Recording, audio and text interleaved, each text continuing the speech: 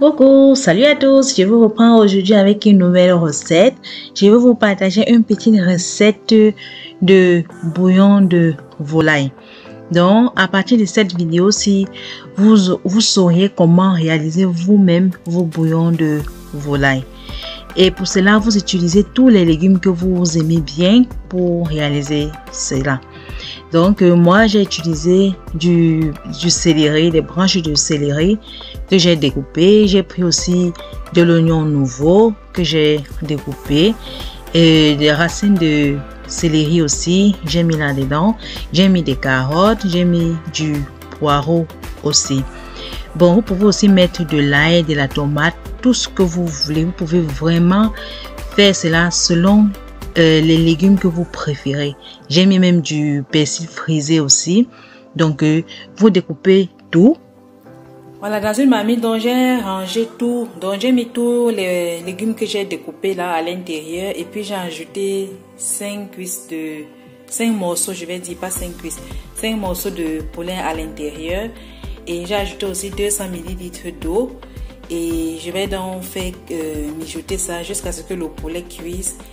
Et on va continuer avec la recette.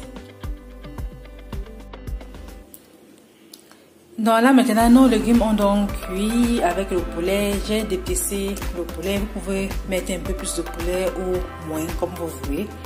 Donc je vais donc maintenant mixer le tout.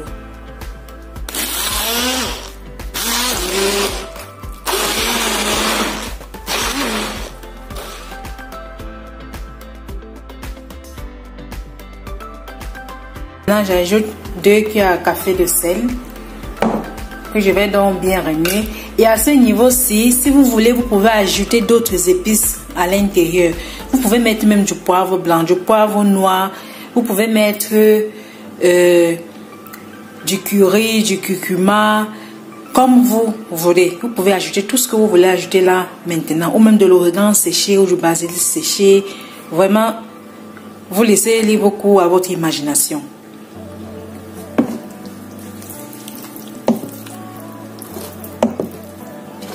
Donc là, j'ai pris une plaque et j'ai versé dans tout notre mélange là à l'intérieur, nos légumes mixés. Je vais donc bien étaler et mettre donc au congélateur jusqu'à ce que ça durcisse très bien.